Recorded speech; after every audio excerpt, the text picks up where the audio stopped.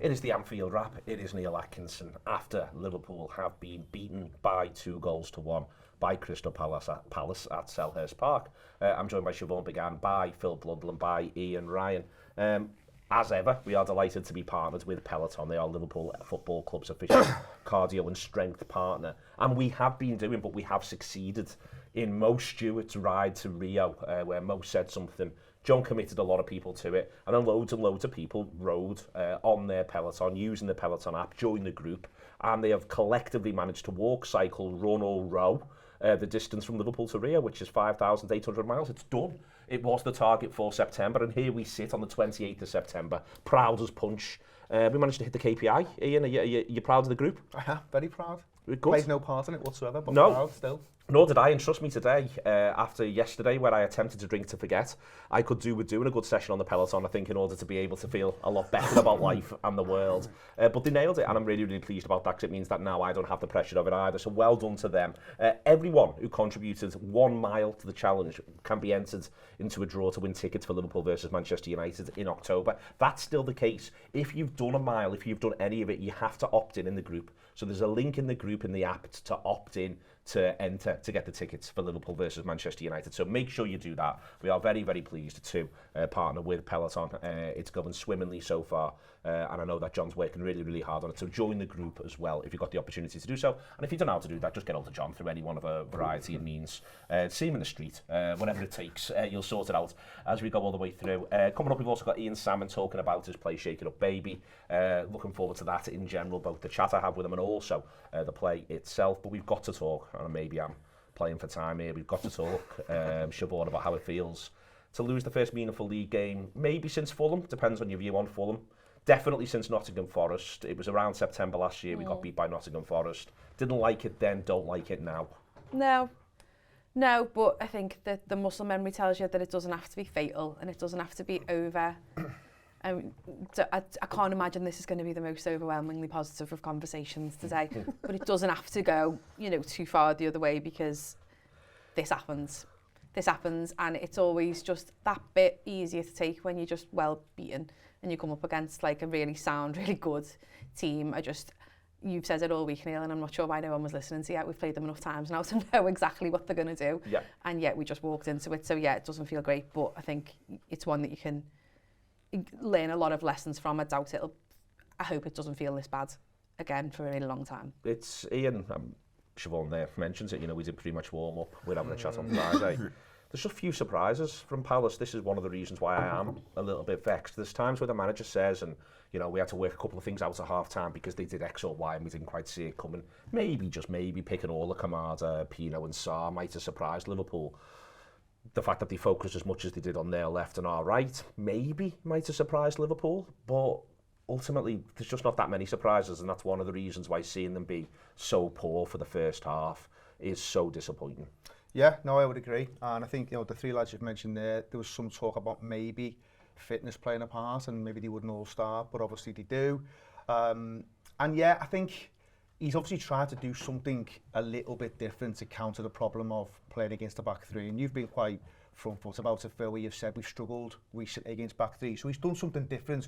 But what he does, I think, took most people by surprise, because I didn't expect him to go with the lineup he went with. I thought Gakpo would definitely play.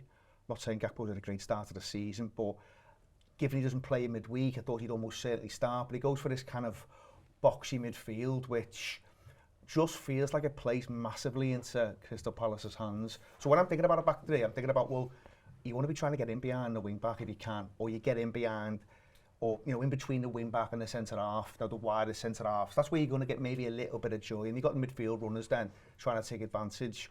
But it was so condensed, and it was so almost, if you could list what Crystal Palace wants, it feels like Liverpool was serving some of that up. And they're obviously a good team, no doubt about it. It's now 18 unbeaten. So you're walking into a very, very good side at a tough ground.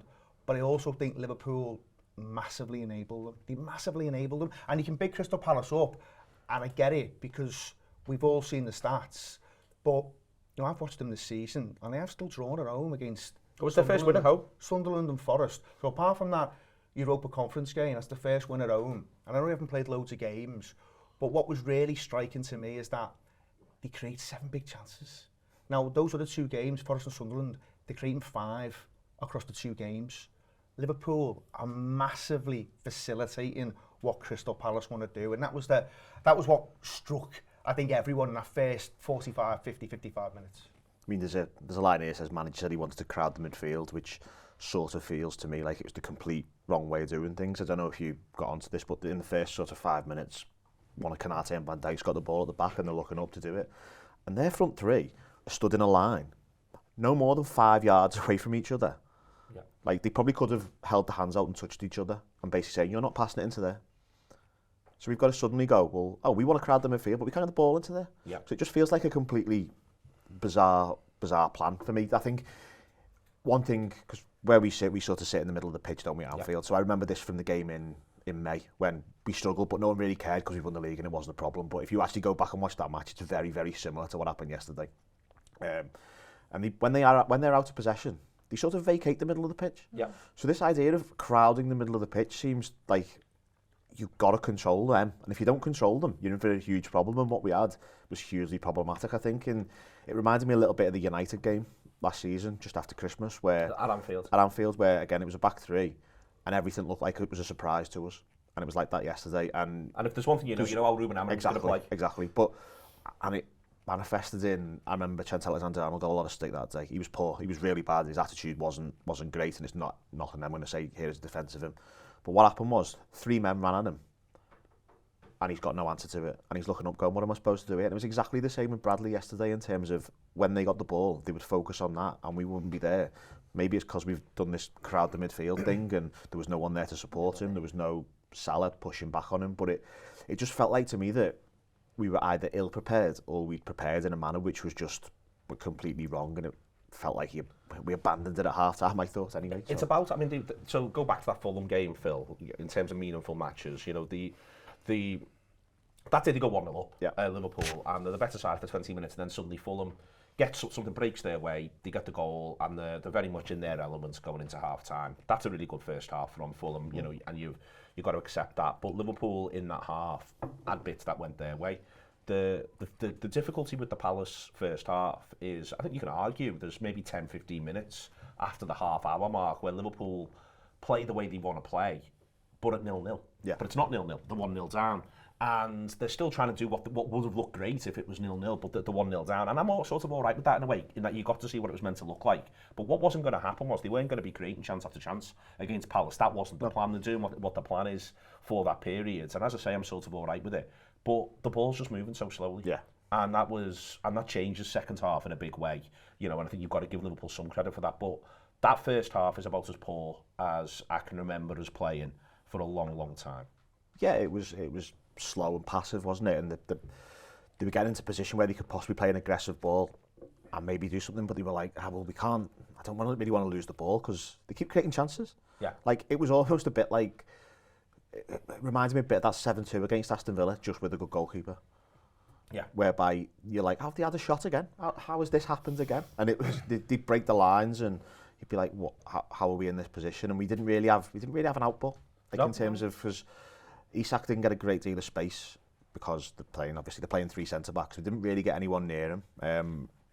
Wirtz was not offering the left wing style thing. I don't think he was awful by any stretch. You might say I don't think he was great. I think he was sort of all right. But in terms of, he wasn't able to take advantage of the space Daniel Munoz leaves when he bombs on, was he? Nope. So that was a problem. Salah looks like he's getting slower by the week, and it'll sound like a bit of an overreaction. But there was one second half where we played the ball over the top, and 5 years ago you're like, oh, Salah's got a one-on-one here.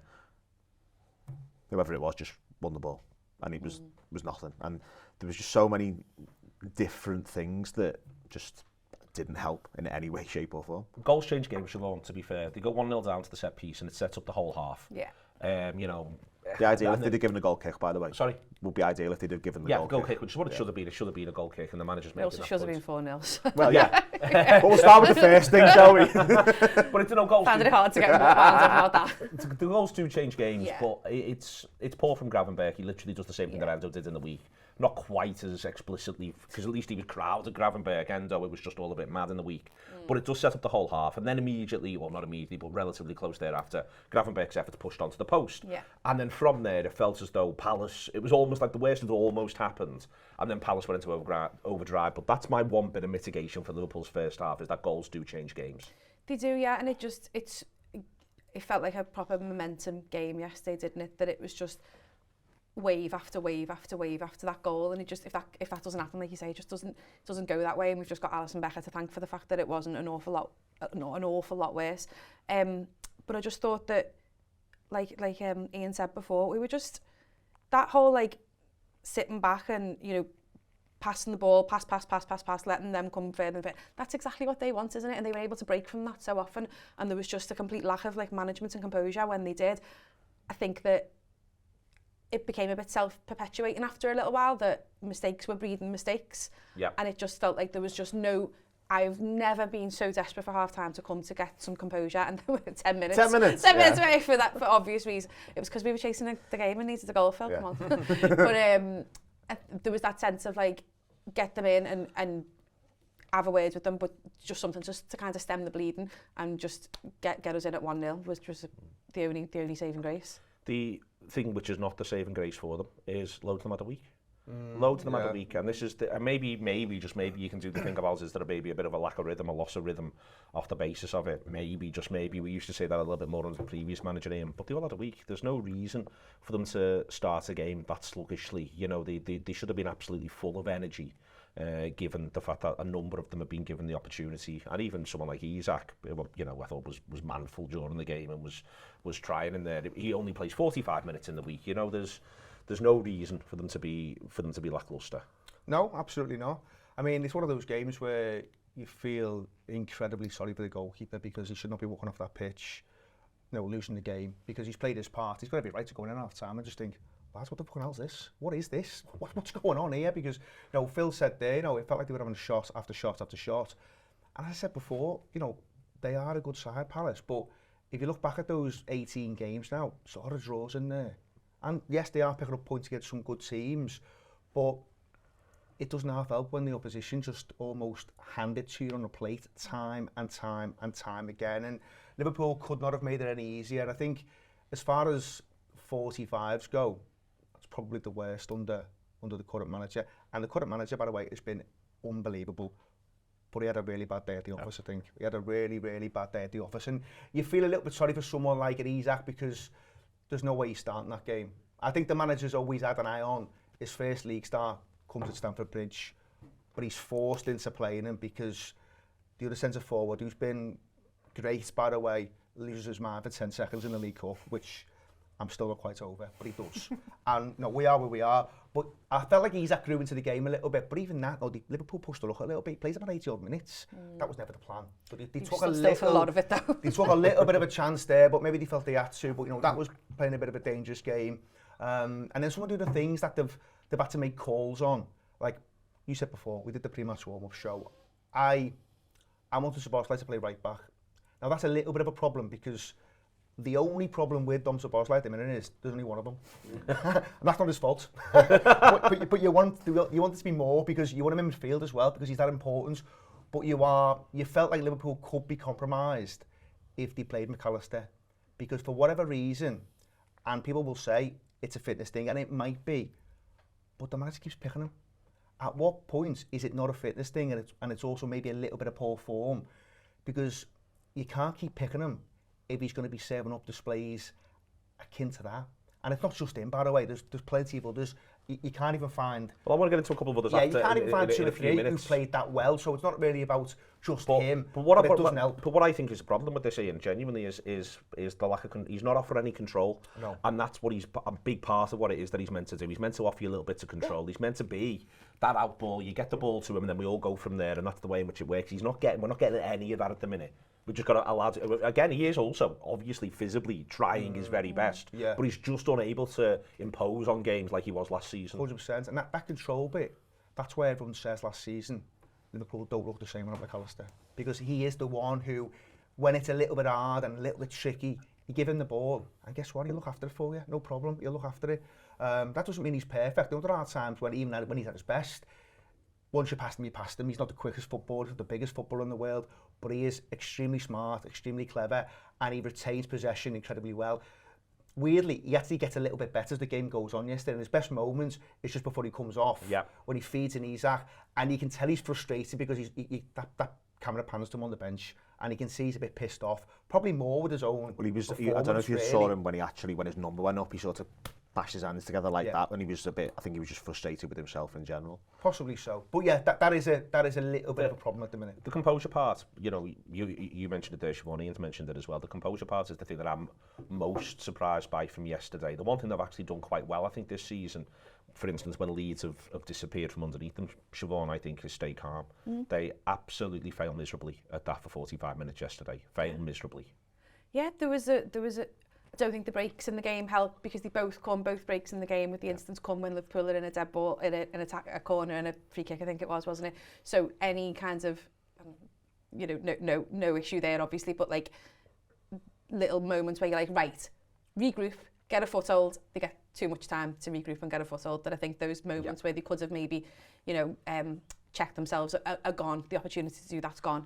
I think that, yeah, it just seems really clumsy at the moment, really clumsy, really kind of like there's no plan in place to get a grip on it. It's just a case of, and I think the problem is that there was so many individually poor performances yesterday that it's really hard for anyone to go, right, okay, this is what we're going to change up mid-half to fix this and to gain some composure, whereas sometimes you can spot kind of like, you're the problem and everyone's just got to wrap around you for a little bit. There was too many people balls and up yesterday for everyone to go, right, okay, 10 minutes on him, 10 minutes covering him, protecting him, to calm everyone down a little bit. There was just too many instances of that and not enough going the other way. So, that did feel different. And even when we went 1-1, I know we'll get onto it in a bit, but even when we went 1-1, they're just so uncalm, so uncomposed, the opposite of what they've been, because every time, if Liverpool have been in that situation all season, they've been like, right, okay, if anyone's going to win this game, it's going to be Liverpool. And I was sitting there going, nothing stupid, because it had been a whole game of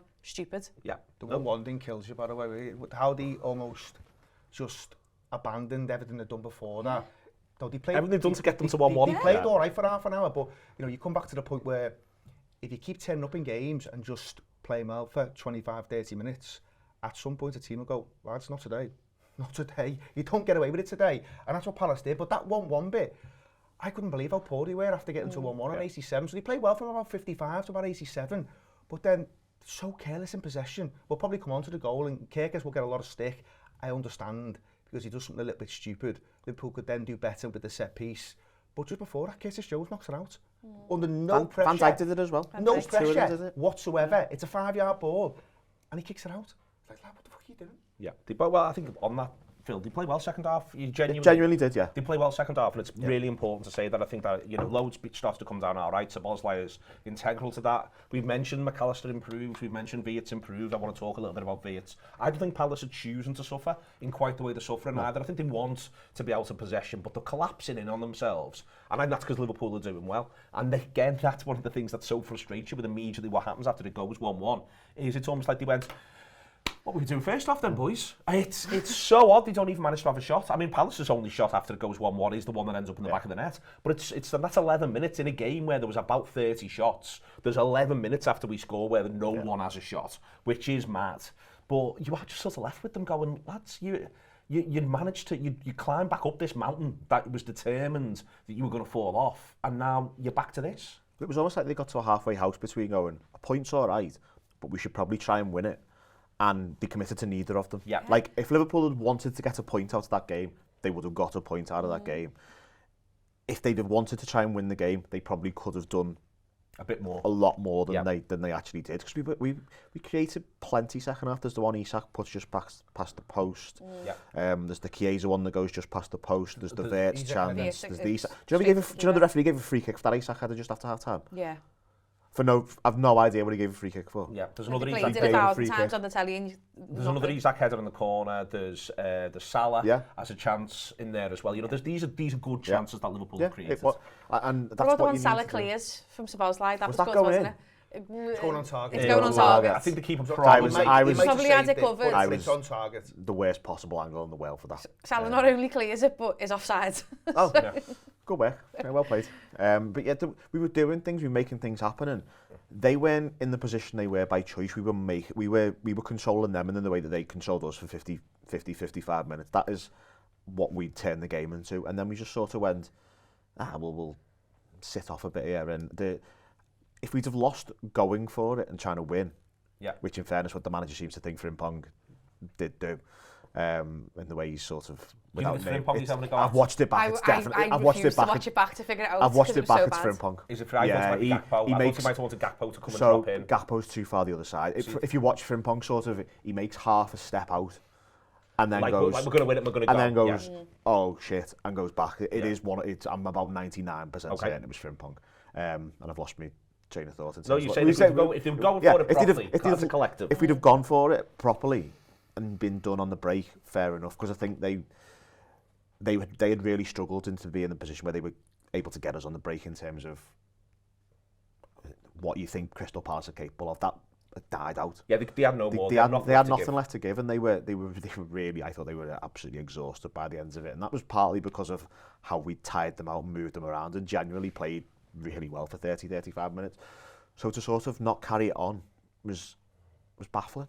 Like, because we're on the ball and you're like, we can do something here, and then there's another pass, there's a simple pass, there's a throw in. Like we took ages over a throw in, for example, and then it ends up back at Van Dijk's feet. Yeah. And I'm like, what? Just pick the ball up. Are we trying to win the game? Pick the ball up and go quickly. Like, if we lost that game trying to win it, I would have less problem than I do now, because it was just a bit like, well. And if we'd have got it 1-1, trying to get the 1-1, fine. But we did neither, and then we got beat anyway. All right, I want to get on to some individual performances. Siobhan, Konate, it was pure Goodison 2024. It feels like one of these gets thrown in every now and again.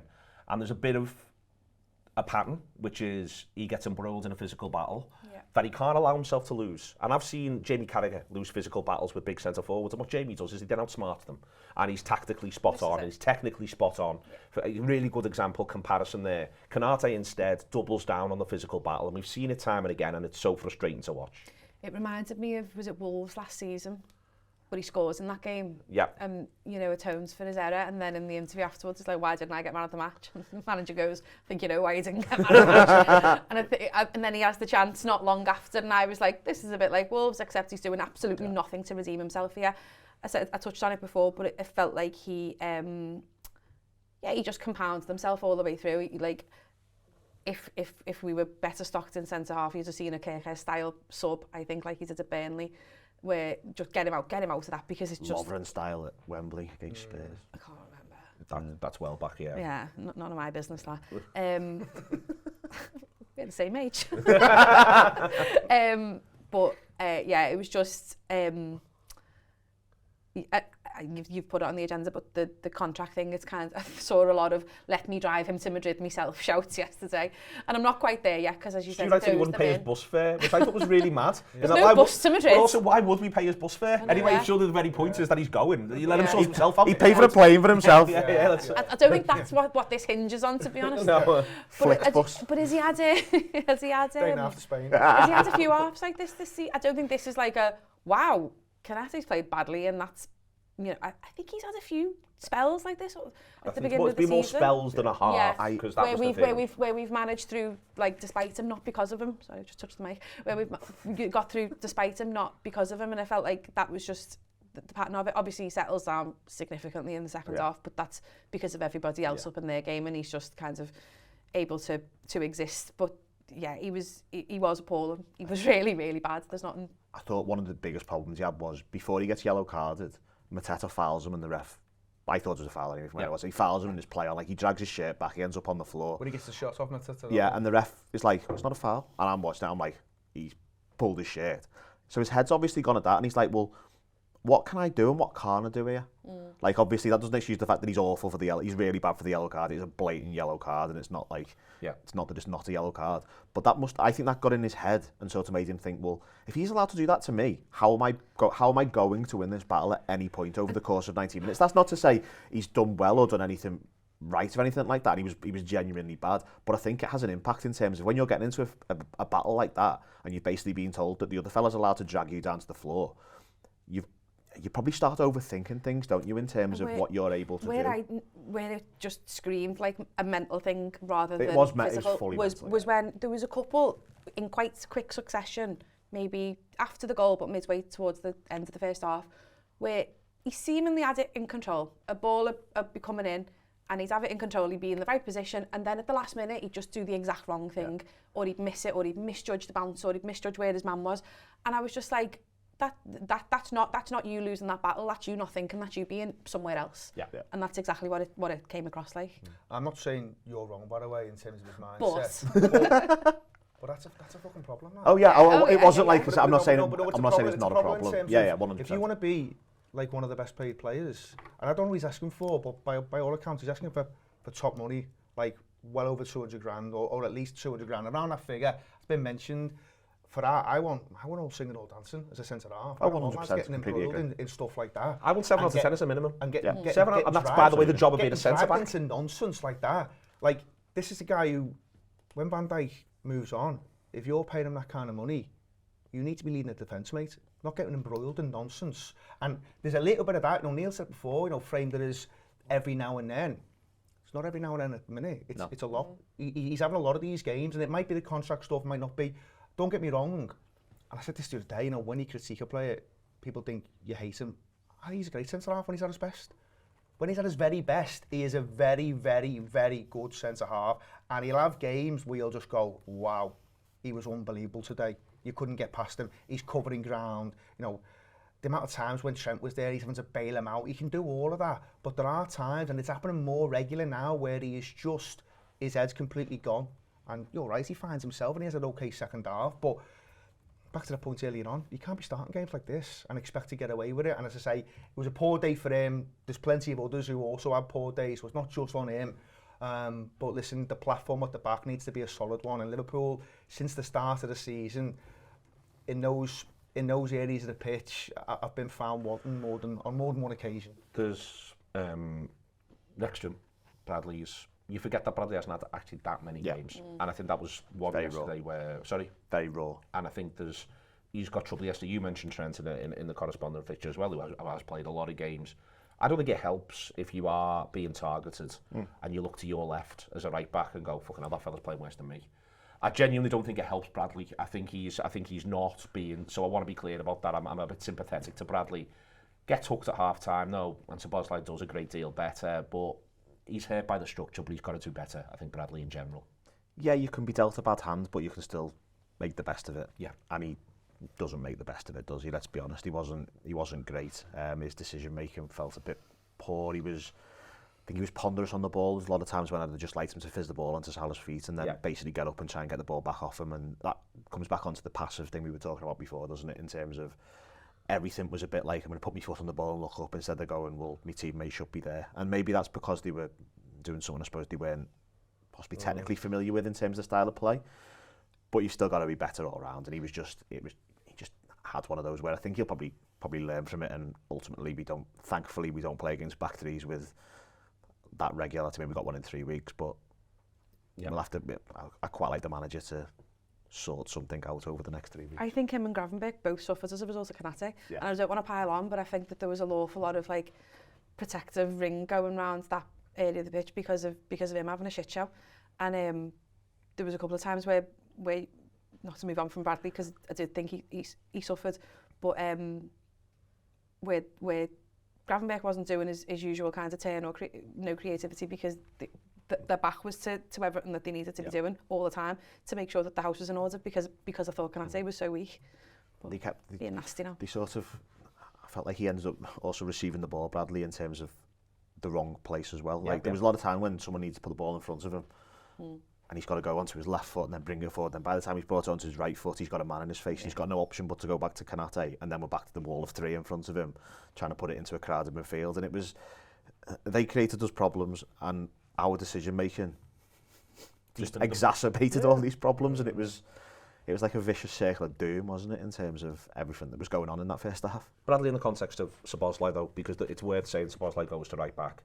He's arguably the best Liverpool outfield player again over the course of the full 90. You know, and I think he's not doing a lot that you haven't seen Bradley be capable of doing.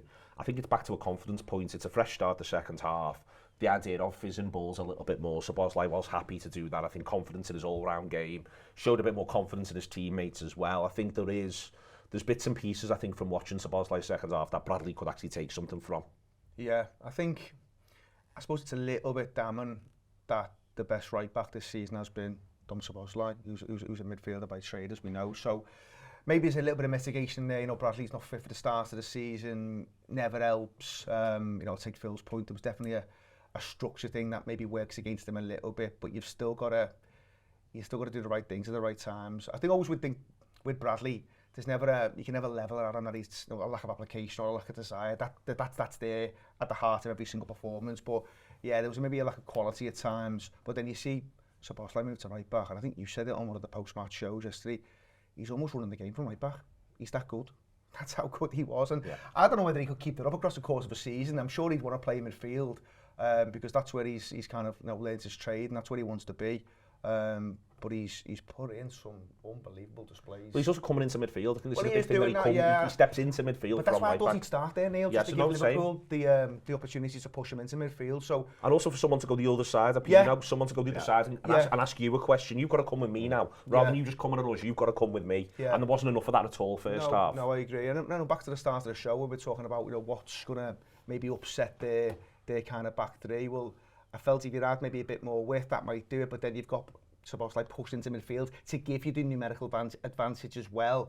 That would have been where I would have landed in terms of selection. Just out of interest, we're going to do Galatasaray, obviously we're going to come to it, but who are you picking right back at Galatasaray?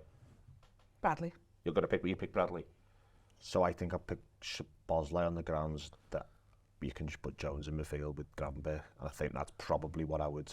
I think that might work the best at the minute, but if we play the proper right back, I'd be broadly okay with it, I think.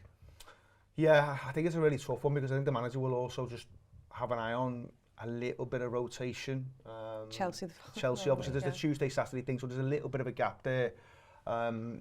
It wouldn't surprise me if he goes either, to be honest with you. I mean, he can also pick Frimpong, it's worth saying, and he might want to give Frimpong the games.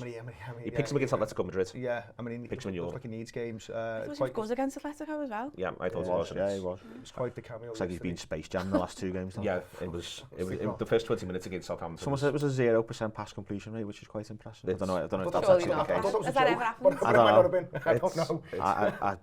Yeah. It was wild when he came on yesterday. Good help him. Salah, Phil, it doesn't take much for him to have done his thing, is what I would say. Yeah. There's a couple of moments in there where he could just do the thing that he does from nowhere, suddenly pops up and gets one. One of the problems at the minute, though, and it's something that I think and as I say, I think you saw the opposite in the Merseyside derby when I thought he fought for his life and for everyone's life in the Merseyside derby. So it's worth pointing that out in that second half when a lot of players were tired. He stood up, he was countered, he fought and scrapped and battled and won Liverpool yardage. But yesterday's one of those ones where if he doesn't do the thing, you are left sort of thinking, well, he's not bringing us anything else. And in the context of there not being a clear out ball at the minute, maybe because of Isak's fitness, decisions made on the left, the Yakatika yellows bite, I think, in this context. Yeah. But it would have been nice to have seen more from Salah on Saturday, especially in the first half. Yeah, I think one of the things that hurt us was that we had on either side no pace out wide. And I think what you probably needed was pace to drag centre-backs out wide, to get the wing-backs going backwards. We did it on neither side, and it just made their life a whole lot easier. And then it makes Salah's life a whole lot more difficult. Like, there's even an argument that Frimpong from the start might have had them pen back on that side in a way that helps Salah, in a way that Bradley just can't. Now, the way the game panned out, I think it probably wouldn't have made much difference, but it's just an example of how pace can probably influence what a team like that do. When you actually look at it, it wasn't a quick team. And I really don't think that helped us, and Salah and therefore ends up with the ball not in no space whatsoever. There was a lot of briefing in the summer around the transfer business, and none of this is to decry the transfer business. I've made my feelings clear in terms of I would have liked one more pacey option, but we can get in and out of that a little bit. But what I want to say more is that the theory was they wanted to inject pace. That's what they wanted to do in the summer. One of the things that all came through in May, how is Arne Slot going to improve this side? A lot of the noise is when he's going to want to get pace. Kirkes, you know, is a pacier option than Robertson. Frimpong is a pacier option than Trent Alexander-Arnold. Ekatiké's got pace. Isak, when he's fully fit, has that curious pace of a sprint finisher in an 800-metre race. You know, that's the way he's quick. But yesterday, they were slow. Yeah. They were slow, and this is, you know, this was the very thing we were meant to be looking to improve. But it's like there was times first half where we'd sort of win the ball and we would actually beat their line, their press, and then all of a sudden they'd manage to get back in because we'd have no one to break with the ball, and there'd be a really ponderous pass. Yeah. And it wasn't just that they were slow of body, they were slow of mind as well in terms of what they were doing, and it married up into a mess. And I think when games are like that, it just doesn't help Salah. But also at the same time, you're like, I think everybody in the ground watching that yesterday was like, take him off here. You could easily take him off. But you also like, maybe need to keep him on because it's Mohamed Salah. And you need a goal. And it's one of those where if you bring him off and you lose 2-1, everyone will go, oh, you can't bring Salah off in that situation, can you? So it's a really difficult one for the manager to sort. But in terms of just what he was offering, he just basically offered nothing. And sometimes you might just have to go, okay, he's offering nothing here, we need to do something different, and that's probably what we should have done yesterday. Fully understand why the manager doesn't do it, but I think sometimes you just got to go, we can't just play 90 minutes of all 38 games. I know that's it, like, when's that tipping point? Yeah, there has to be a point where you just go, maybe the best solution here is that, and I would like to see a manager a bit better, but he just the game was not, I don't think the game was set up for him in terms of this whole sort of, one of the whole things, he doesn't have to track back in the way that another player in his position would do. He needed to yesterday, ultimately, and it would, if he'd have been able to do it, it would have made his life easier going forward as well, sort of, because he doesn't have the pace to get back into the position where he could influence the game when you've won the ball back. And it's just one of those, I think you should probably be looking at this and going, maybe that's not a game for him to start in general. And I realise that might sound a bit extreme to some people, but sometimes you just have to do a horses for courses thing and accept that this horse is not for that course. Thing is, though, Philip, if they'd have had that's what that means. if they'd had a first half like they had and they hadn't started Salah. Exactly, 100%. Yeah, exactly. That's exactly what I mean. I always think it's that hard to talk about Salah in a negative way because of everything he's done, because he's been unbelievable and he probably will still go on to be unbelievable again, but there's no doubt about it. It feels like a bit of a problem at the minute in terms of his performances, and but again, he was irresistible against Atletico Madrid. Irresistible. Yeah. But the league games, it's not clicking for whatever reason, and I'm sure there will be mitigation in there. We're beating some of these over the head today a little bit, but sometimes you do have to go back on what they've gone through in the summer, unbelievably difficult. Then you've got all the new players coming in. If you'd have offered me 15 out of 18, I'm snapping anyone's hand off. So, but it feels a bit raw today. I said to you when I walked in this morning, you wake up first thing, you're like, oh, for fuck's sake. All three of you said something like that as you walked through the door, as I saw you in the door there. You kind of remember as soon as you open your eyes, like, oh, for God's sake. But, it's one game, so it's important to kind of remember that. And, Liverpool have been beaten before under this manager and got on big, long runs. So that can happen. That's exactly where I'm at. But the Salah points, the thing that's difficult at the minute is in the league games, he is serving up performances which I think frustrate a lot of people. The output's not quite there. And without making it too simplistic, and people won't necessarily like this, but when you are a top earner, when you are pulling in 400 grand a week, you have to turn up more often than not. That is the price on the fucking ticket. You cannot get away from that. And by the way, even with any excuses, we can make excuses for him and say, well, what about this? What about the system? He's an output merchant. He will not want excuses. He will know it needs to be better than this on a consistent basis. And listen, you wouldn't put him past him at Stamford Bridge next week against his old club. He turns up and he bags. That would not surprise you one bit. But there's no doubt about it. It needs to change soon, because there are times when you feel like, and this might sound really, really harsh, but there are times when it feels like a little bit like you're playing with 10 men, and it can't be that. But the beauty of Mohamed Salah is he's full of quality, he's full of ability, he's done it time and time again over seasons. At some point you feel it will turn for him. Isn't this traditionally as good? The only thing I'm like is this is like traditionally is really purple patch in the season. And then has a not so great time, and I'm just, you're relying on like especially that all turning, exactly, well. You're relying on all that kind of turning on its head. I think there needs to be a conversation. I'm not particularly worried because it's literally only 8 weeks since he was tearing the place up, so there is nothing to be massively concerned about. I think there's an awful lot of change. I think he's looking for his mates that he was playing with week in, week out last season. I think there's an awful lot of that. But I think there's a couple of people who will just find their way, and it'll be boss when they do. Well, as part of that, Siobhan, I want to talk about Wirtz because he keeps getting lost in first halves. Yeah. And I don't think he's hiding. I think that this is what I found difficult when people are sort of talking about how he's finding things at the minute. There's almost a desire to write him off as though he's not interested. I'm not that far away from saying, if anything, he's too interested. He's coming looking for the ball all the time. That's what I'm beginning to be worried about. Yeah, I think he's buzzing around quite a bit. I think this feeling him round to see where suits him. We know it's not on the left. Well, off the base of yesterday, I thought that when Gakpo came on, there was all of a sudden a bit more structure, and his place felt more purposeful. Yeah. Felt that there was no, you mentioned it before, unless in a game like that, unless you're going to have Diaz bombing up and going all the way to the corner and bringing it in, and Salah doing the same on the other side, it's not really working with someone who wants to be everywhere, is it? Because he's not doing that job. I thought I like watching him. I still like watching him, and he's one of those that I'm just not even slightly worried about. But he's carrying his price tag a bit like Salah. He's carrying his price tag, which is just not his fault in the slightest. But yeah, he has that chance. It's straight at the keeper, isn't it? You know, he's got the whole goal to aim for, but it comes at him with such pace that we're all used to watching videos of him knowing exactly what to do in that scenario. I think he's got a couple of relationships to build, and once he does, I think it'll be fine. I think it'll be fine, Ian. I'm just more, as I say, I don't think he's hiding at all, but I think if anything, he's almost been a little bit hidden. And the other thing that's frustrating me a tiny bit with the way the manager's using him is he keeps taking him off at the moment. He suddenly feels really involved to me. Suddenly I'm like, fucking hell, there's a lot of Wirtz in this game. And he disappears off. You know, I thought the same at Burnley. I thought the same yesterday. There's, you know, I think at Arsenal he's having his most influential 10 minutes, and to the point at which the manager withdraws him. And I do feel a little bit like, to Siobhan's point about building relationships, he's building them, and then the manager says, "That's enough, lad."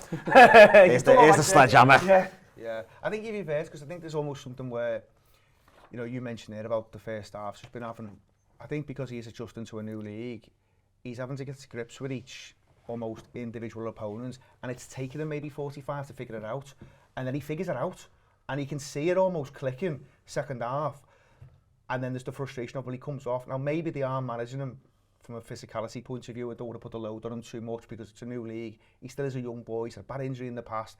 Maybe there's a little bit of that, but I've really got no worries about it. I think, you know, the culture now around football, maybe it's always been this way, but it is very, very impatient. He's been here for 2 minutes. There's players who have gone on and been legend in the Premier League. You know, Thierry Henry being one example. It doesn't click straight away. It might take a little bit of time. Liverpool have had players in recent history where they've come in and for the first 2 or 3 months, it's not looked right, but it does take a little bit of time. Different league, new manager, new teammates. Let's just give him a bit of breathing space. I think there will be games where you'll see all the skills, all the ability. He'll probably bar, he'll get assists, and there might be times where it just isn't clicking, just isn't working.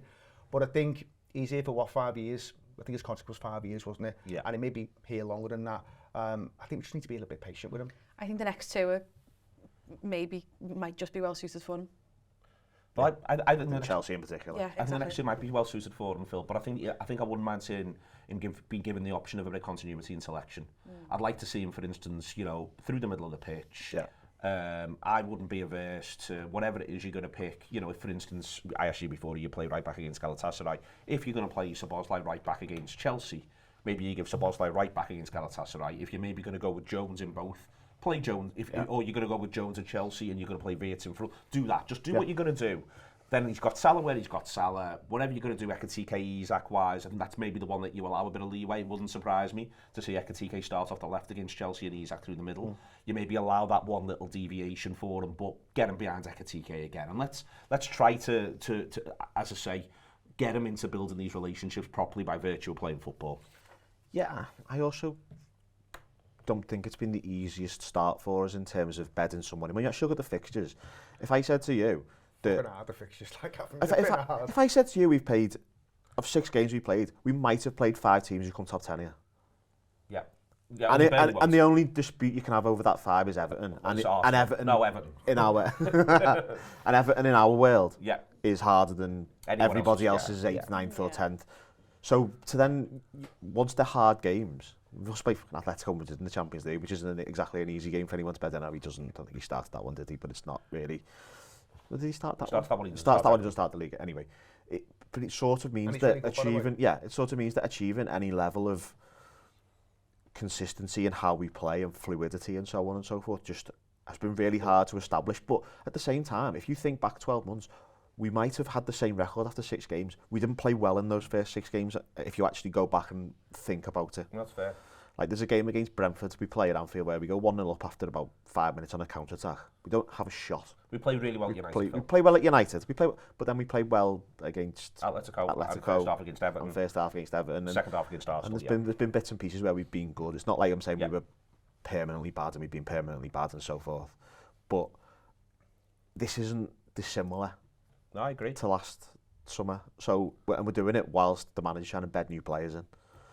Well, and a little bit of different structure. So I think you've almost just got to write yesterday off in some ways. I want to come on and talk about that in a second. I want to talk about it being a good point. I want to talk about the league yesterday, full stop. Yeah. I think that we're always very in our bubble. But the results yesterday are, with the exception of City against Burnley, almost every match goes against type in terms of where it ends up. And I don't think that's possible with the remaining 3 fixtures, but I want to come on and talk about that. But before then, talking about his play, which is called Shake It Up Baby, and haven't I remembered that well? Here is me a couple of weeks ago chatting to Ian Salmon. Joined by Ian Salmon to talk about Shake It Up Baby, this time at the Epstein. The Epstein's a theatre with, it would be good if people came. Let me just sort of frame it that way. It's a theatre that's had a bit of a rocky road across these last few years. So Ian, you're putting on your new play, Shake It Up Baby there. Are you excited to be in the Epstein? Massively excited. I love the Epstein. I love the people behind it. Ant, who's the general manager, has been there a long time. So he worked there under the last ownership. And he's taken over. He's come back in since they've reopened it. Mo, who's the boss of the whole thing, who's run a lot of pubs in Liverpool, she's great. The setup they've had a full refurb. They've got a new bar in there. They've got a new stage door bar downstairs in School Lane that connects to the theatre. So it's a great setup. And they soft launched basically around about April, May, and we're kind of their first big long piece because we run for 2 weeks, which is the longest they do anything over there. So it's a privilege to go in there, and with the fact that it is, as the title Shake It Up Baby might well indicate, it's a Beatles play. To do it in a play, to do it in a theatre that is named after their manager is the perfect venue for it. So obviously you've been in the area of doing stuff to do with the Beatles before. So this is... I've circled them. You've circled them, you know them well. So what's this one about? What direction have you come with this one? This is the Beatles' 2 years in Hamburg. Okay. So it's 1960 to 62. So to be clear for our listeners/viewers, you have been out to Hamburg on a number of occasions. I know this because I tried to book you on shows and you say things like, Hamburg. I'm in Hamburg. I'm actually in Hamburg. I'm actually in a cafe in Hamburg at the moment. I managed to walk down the Gross Freiheit, which everybody talks about the Reeperbahn, but the important bit is the Gross Freiheit, where they actually played most of the stuff.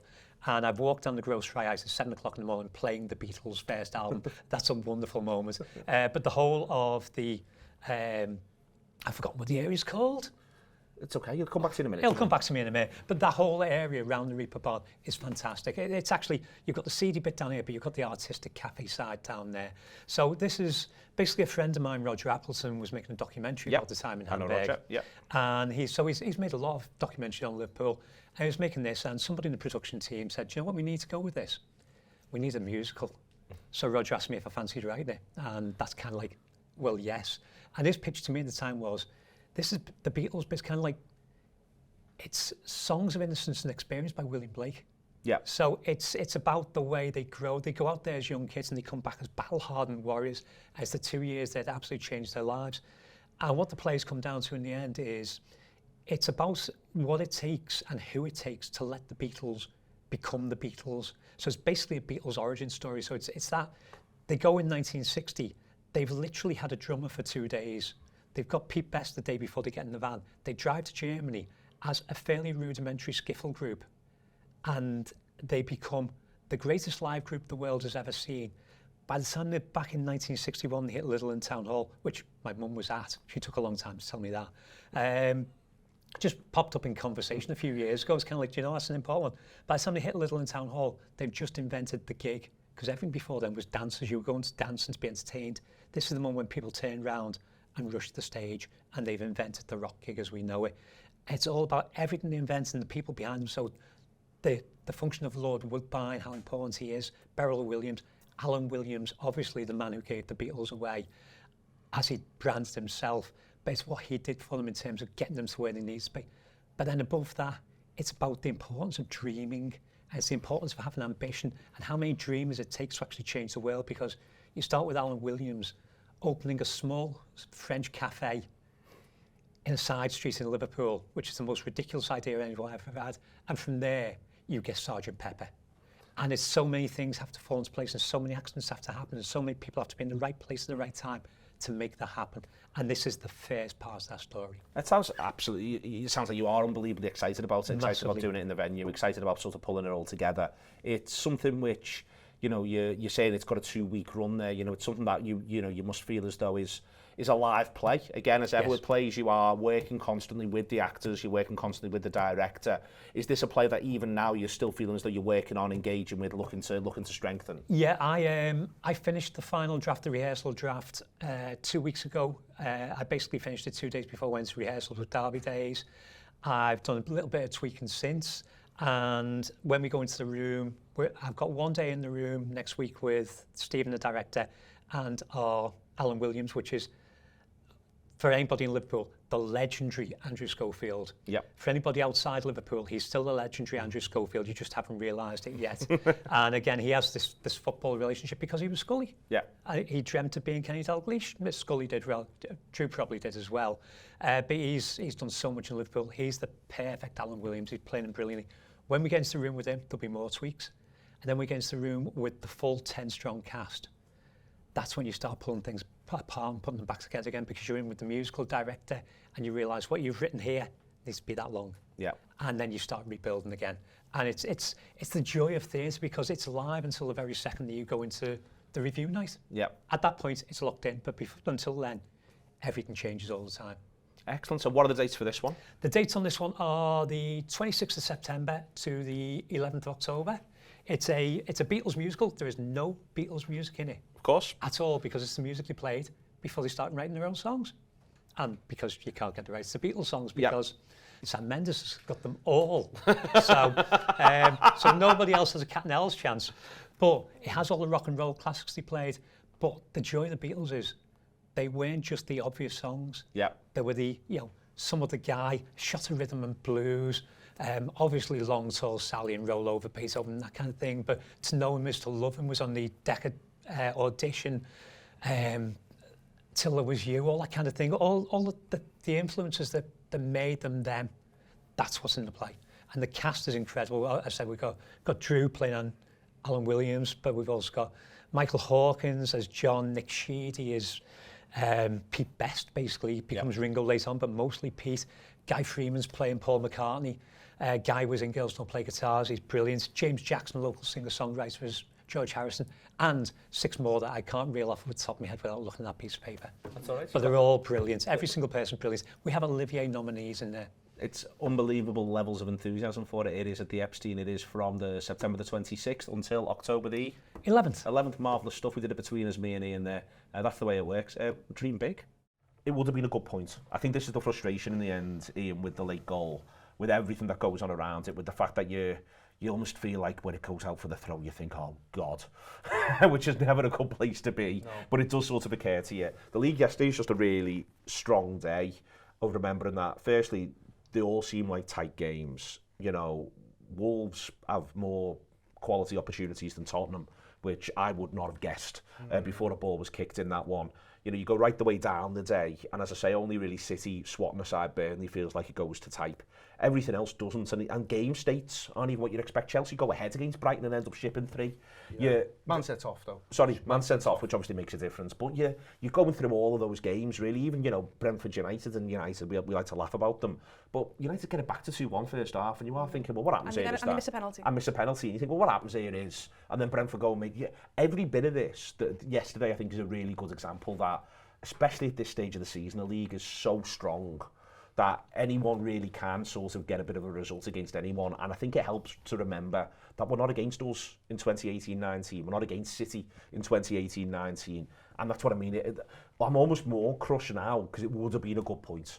Oh, absolutely. Listen, of course. I mean, you'd have took a point yesterday, given that first half, when it legitimately could have been 4-0. And he could have had no complaints, really. The goalkeeper, as we said before, what a man. In there. Yeah, unbelievable. But... Yeah, I think why I was really frustrated, and I know it's a hard game to go and win, but it was just that thing of putting Arsenal under so much pressure today. Yeah. And it just now allows them to breathe a little bit, and they go into a tough game, but... A point's all right with them, they're a point closer if they do it. But if you are 8 points behind, you don't feel like you've got to go and win that game. Yeah. And that can then, you know, add to the pressure. The game can be different, you can make mistakes. So you just let them off the hook a little bit, albeit in the context of it would have been 6 wins. I said on Friday, Liverpool have won the first 6 league games only 4 times in their entire history, and 2 of them were under Jurgen Klopp. And they've got to go back to 78, 79 and 1991 for the others. It's a hard thing to do, but a point we don't win the league in 2 of those seasons. Yeah, a point out yeah, as well. Absolutely, yeah. So a point would have been great, especially as you know, you've just mentioned there the fixtures go. I'm gonna have to see what next week brings. You know, Chelsea are a funny team, and it didn't surprise me that Brighton, you know, even if it had been 11v11, I wouldn't have been surprised if Brighton had gone there and won. And they should have had a penalty, by the way, as well, Brighton, before they get the 2 late goals. But you know, Chelsea now looking at a back 4 there that looks massively punctured ahead of our game. So we'll have to see how that goes. But yeah, an interesting day of fixtures, but you just come away from it thinking, Liverpool, if only. Yeah. It doesn't. We spent the whole last season, Siobhan, going respecting this league. You know, I think it's interesting. I think Liverpool supporters, the club, have more respect for Crystal Palace and Bournemouth than I get the impression people who support Manchester United, Manchester City, Arsenal do. I think we really respect these teams because we watch them go toe-to-toe with us, even when we've won. You know, we beat Bournemouth a lot, and we all come out of it every single time going, fucking hell, they're good. You know, I think there's a lot of respect for the league there was last year. So it's important to remember that in the context of when it doesn't go for you. Yeah, because we've been the scalp, haven't we, for the last 2-3 seasons, or 1 of 2-3 scalps. Yeah. So everyone raises the game, keepers have worldies, all the stuff we see, and we go, for fuck's sake, why it's happening against us, and yet we still come out on top for the most of the time. We didn't, and you know, there's the whole like Glasner discourse from over the summer, isn't there, that plays into it. You know, there's like a bit of we played them in the Community Shield not 4-5-6 weeks ago. So I think we're much more intelligent around these teams because we've had to play them at their very best, but we've played them in different scenarios as well. And I think that, yeah, we've just got to been able to develop a much more mature take on how to handle these teams and how to flick away your Man Uniteds of the world. And how to just, I think we've got to shrug our shoulders through this. Yeah. It's got to improve. There's loads to learn, Phil. Not least your 3 at the back, point from earlier on. It's got to stop being so hard. Not least Galatasaray might play a back 3. It's got to stop being so hard against teams that play a back 3. The manager's got to think about that, and maybe he's got to be prepared to make big calls for the first hour of those games. To maybe do something a bit unlikely. He's got to think about that. They've got to think about that. I'm sure Mo Salah is reflecting more on his performance than anybody else could possibly imagine. It's got to improve, it's got to be better, but it's time now to go on another run. And I think that's got to be the attitude, whilst accepting, Christ almighty, this is such a difficult league. Yeah, I think we've got 5 games before we play City, haven't we? Yeah. So you want to go on a similar run, and then looking at the fixtures and the circumstance of Chelsea, you've got to think that's quite possible. And the Chelsea one's big for me in terms of it's another team you'd expect to finish top 10 away from home. Yeah. Like, I think that's the best sort of signifier of how the league's changed in the last sort of 5-ish years in terms of, you think back to 18, 19, 19, 20, City the season before us, there'd be teams nudging 100 points. To get 100 points, you've basically got to win most of your games. You've got to win 31, 32 games pretty much, haven't you, to even consider getting that level, which means you've got to win pretty much every home game, a lot of your away games. Now, last season we win the league, we won 2 games away from home at the top 10 last year. 3, isn't it? Oh no, because United don't finish in the top 10. It's 2. Yeah. Like, we've won 1 this season. I've just crossed that out. We've won 1 this season. Yeah. Already. Yeah. You go to Chelsea and you've equalled it already. You're looking at it going, hang on, it's a big thing to come away and do that, even after we've gone and lost at Crystal Palace. Yeah. Like, because you've got to basically look at these games and go, these are really hard. And that's why I was sort of, you know, I've had this thing where I haven't really celebrated the equalisers for a long time. My first reaction with the equalisers is get the ball, put it on the centre spot and try and score again. Yesterday I was like, I actually celebrated. I was like, thank fuck for that point. Absolutely fine. I would quite like us to win, but if we draw, I'm fine with it, because everything has changed into a position where it's now much harder. I don't think anyone's going to get 100 points for the next few years. I don't think anyone's going to, I don't know when you tell me one team ever got to be, you know what I mean, in terms of teams Well, getting no, 96, 97, 98, I 100. think for me, Phil, I think if you get to 91, I think you're very likely to win the league. It'll sound arbitrary to people, but I feel it's like there's a line at 92. Yeah, I think there's like a bit of a, like, I think if you're above 92, the whole thing's going a bit mad again, and there's so many wins, because you've got to win so many games to get 92. To get 92, you've arguably got to win 29. It's very difficult to get. You can get, if you win 28, you can still get to 92. That's 29, 5 and 4. Exactly. Yes, I think you've got to win 29, and that is. We go. No, but we could do this for hours. I know. I want to avoid that at all costs. there is, 92. I think 92 feels like if it goes 93, you're like, oh God, fucking hell, it's been one of those seasons. Last season we were on for 91. When we win it, when the line's drawn, I'd argue we're on for 91, albeit with difficult fixtures remaining. Don't get me wrong, but I think if we'd have needed to get to 91, I think we'd have got to 91. I think the other side of that's where suddenly things are going a bit mad again, and I think you're right, and it is worth pointing out. Look at everyone else. What happens to them when they play teams against the top 10 away from home? The records are not unblemished, and that was the case. That's been the case since 22-23. City win a treble in a year where they don't win that many away games against the top 10. Did they win? 6 rings a bell on something, but I can't remember what it was. Like it was a low number of something. Yeah. Either way, then this is why it's a hard league. And I did see something quite funny last night where there's a perennially online PSG fan quotes the detail, and there was people say this is the best league in the world, and it's like because Sunderland are fourth. Yeah. It's like no, this is the point. This is literally the point of why it's hard, because you've got all these teams who are capable of beating each other with very expensive players and very well paid players, and they're good, and it's really, really fucking hard. Okay, what about Galatasaray? I've got a really good European report show with Kayan Bayezid that's going to come out later on. I did it yesterday morning because Galatasaray played on Friday because the league does everything it can to help Turkish sides in Europe, not least because Turkish sides in Europe have been terrible for a while, and Khan talks to me about that, which is very good of them, and it's very much worth listening to. So that'll be out if you are a subscriber at some point. You're going, Phil, Siobhan. How are you feeling about game day? Not kind really of anything, thought about it, if I'm very light, travelling light, aren't we? Not allowed to bring any things. So we'll have to take it back to 1996 in terms of travelling light. But yeah, I haven't really thought. I was so optimistic about yesterday, I've not thought about Tuesday. And I'm not asking about the match, I'm talking about the treatment, I'm talking about the fact that you are travelling light. I mean, it is a bit mad. Do you want to walk us through what you're all going to have to do, Phil? Yes, basically, there is buses leaving, they say 4 hours before kick-off. 4:30, they leave at 5:30. No, to be fair, they've changed it now. It says get there at 5:30 to leave at 6. Oh, that's nice of them. Kick-off's at 9. Yeah, no, kick-off's at 10. Kick-off's at 10, sorry. 10. Yeah, 2 hours ahead. We're bringing Uno. Yeah. Won't get it in the ground. Yeah. That's a missile. It's a missile. Shit. If you have a card each and pass them around, maybe you'll get away with it. If we all wear jeans and put 4 each in our back pockets, someone has to cop for the box. But if you take everything out of the box and fold it up, it's not a missile. It's just a bit of paper. Yeah. It's barely a paper airplane. So you've got a 5:30 to leave at 6 to kick off at 10, and you can't carry anything. Yeah. You can carry bags with non-missiles in. Yeah. Is this back to... That's not the language they're using. Non-missile. The non-missile. You can't bring lip gloss. You can't bring lip gloss. AirPods is a funny one. AirPods. Can't have you can't listen to something in the 3 hours you're going to spend waiting for the game to kick off in the ground. Yeah. You can't bring a power bank to power your digital ticket. That's also a good one. Which is your phone. Yeah. Is that the highlight? There's no toilets on the buses, and it could take up to 3 hours to get there. It won't take that. That's what they're saying. They won't take that. And the mere knowledge of that will mean that I will need to be 30 seconds into that bus journey. So we'll figure that out. Held back for 90 minutes afterwards. It's slightly up to 90. It feels like it would be far easier if they just let us out first. Yeah. Like they used to do that in Argentina, whereby the home fans would have to stay in and they just get rid of the away fans, and it seems like in this situation it's far easier. To the home fans, that yeah. But you put some tunes on, you know what I mean? Yeah. Go on the concourse. I know there's no ale in the stadium either. That's the other thing, isn't there? There's no ale at all. That one I would have allowed for. I'm all right with that. What's the toilet situation like in the stadium? Do we know? The toilet situation. I think it's all right. I think we're all I'm right. going to assume you guys will be catered for, us not so much. You maybe not so much. Yeah. Easier for us, I feel.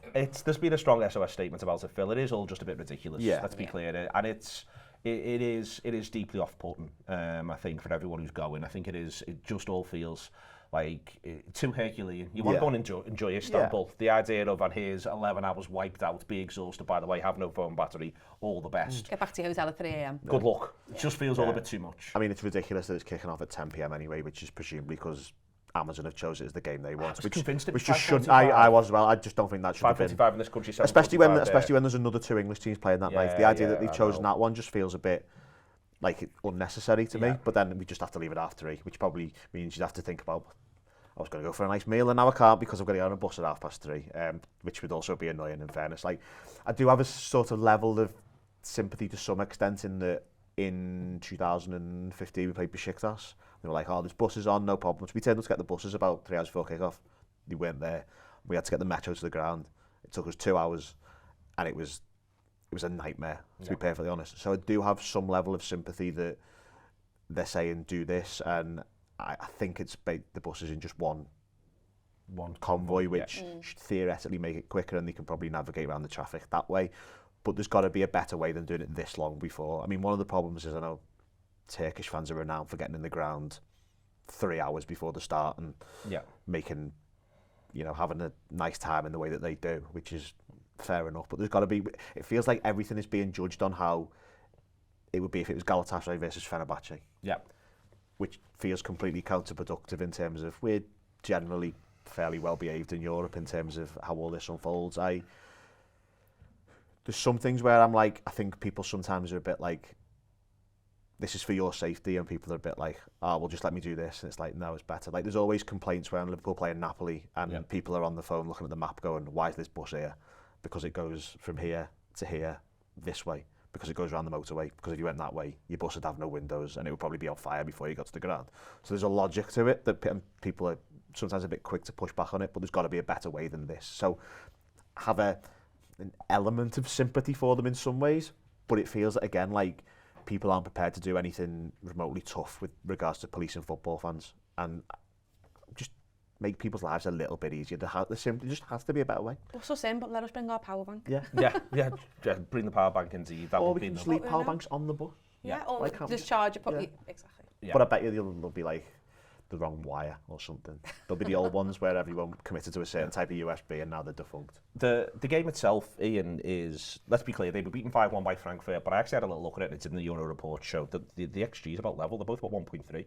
They just collapse. Galatasaray go 1-0 up. They just collapse. They concede 3 goals, quick succession, 2 own goals in this 5-1 because there's a psychological problem that Turkish football has in the rounds. It does not feel as though it's punching its weight in Europe. They've spent a lot of money, not just Galatasaray, but Galatasaray this summer as part of this. But they feel as though when they come into these games, even against Frankfurt, where they might feel like we should have a puncher's chance, it ends up 5-1. Last season, they didn't qualify for the Champions League because they get beat home and away by Young Boys, who finished on 0 points. In the whole group stage, they finished on 0 points, Young Boys. They were 36th by the end of it. My point here is that it's really difficult to judge what we're getting. They've got Sane, they've got Osherman, they've got Lamina, they've got good players, but they've been head cases so far, but they've won 7 out of 7, but then they won the league last couple of years. It's just dead hard to guess what you get. I said this on Friday when we were talking about kind of the upcoming games. The fact that they've gone, I think at the time it was 6 from 6 in the league, and they've obviously won on Friday as well. It's hard to know where they are in terms of a level. Obviously, to get walloped, as you said, 5-1.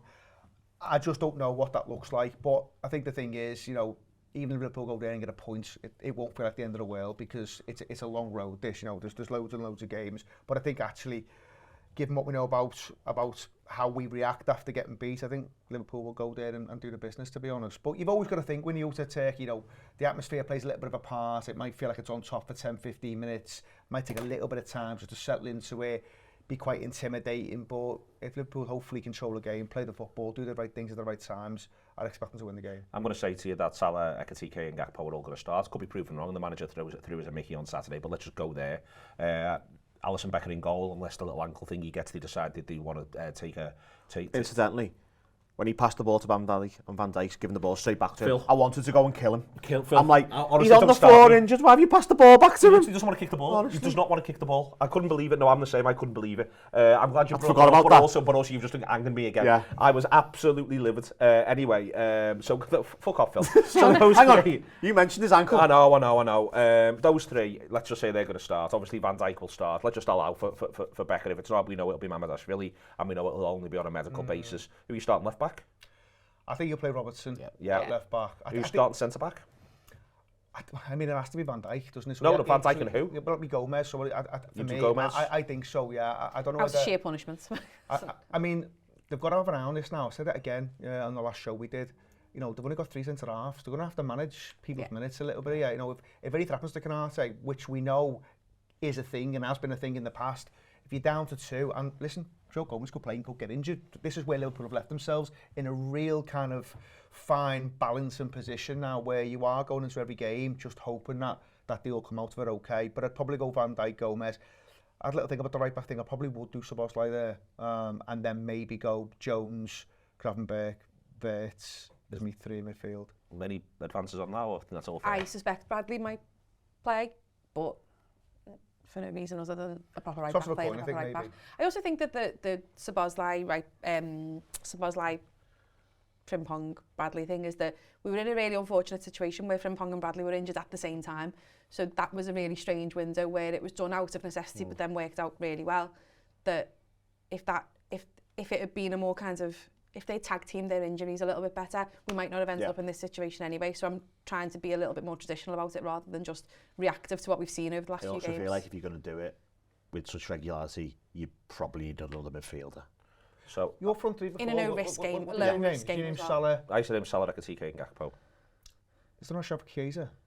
I would have gone with Chiesa if he'd started Gakpo. It would be mad if he started having not picked him in the Champions League squad. But this is where Liverpool are now. There's almost, I think there's a thing where there's got to be a bit of meritocracy. Where if someone's looking like they're showing, and he's looking like he's showing, then I do think he maybe deserves a start. And we've talked before about, listen, I think he will play Salah, but if you are going to want to manage minutes, maybe this one where you have a look at it and say, well, it's Chelsea Saturday. I want you fit and fine for that. Because but you just gave him the week off and he was crap there. I know, but he is 33 years of age. He keeps saying this. There are fellas who are over the 30s now, and they are going to have to have an eye on this. It's a long season. It's a World Cup year. If you want them to be at it again next season, I think you have to look at certain games and go, can we possibly do something a little bit different? But if I'm Chiesa, and the attitude he's demonstrated, and I think he deserves massive credit for that. And don't get me wrong, listen, he's getting paid, but you know, there are players who will throw the toys out. I think he's got every right to think, I should maybe be starting it. And I know there's been the thing where he didn't get in and Leo he did, but that's gone now. And you just judge it on what you've seen over the last few weeks. I think he's entitled to think, I mean, we're at least playing 60 there. I agree to an extent. The only thing is, I think that when he's come on, I think one of the things that makes him what he is off the bench is his level of intensity. Yeah, and I think he's an absolute nightmare for defenders to look at with his intensity, because he's really aggressive. He's in the face. And I just like you've got to keep some of these lads ticking over a little bit. Yeah, and I agree completely. People need to feel involved and part of it. And I just think maybe it's just a little bit unfair if he doesn't get a start in this one. I agree with you. It's more that I think in terms of maybe we need to see it first. But in terms of him from the start, might not be quite the same as what he's offering off the bench at the minute. Let's be ruthless about it. There's a match to win. That's not escaping me. But there's lads there who aren't performing as well. So I think he's got every right to think, you know what, I've earned to go here. He was great in the League Cup, and I know it's the League Cup, and you've got to caveat it a little bit. A lot of them weren't. But some of them weren't. The manager was clear about that as well. I just think, there's a shout there to maybe start him in this one. Yeah, okay. Thank you very much to Siobhan, to Phil and Ian, all coming in on this Sunday morning when I'm sure they would rather have done something else. But they've, I think they've been great. Very much Liverpool second half, not Liverpool first half, up to 87 minutes. I don't want that. We lost you in places, but we all stayed. We all stuck together. They probably stuck. We all stuck together. Listen, a huge thank you to Peloton as ever. Ian Salmon as well. Do check out his play. It has been the Anfield Wrap, and sometimes you get beat.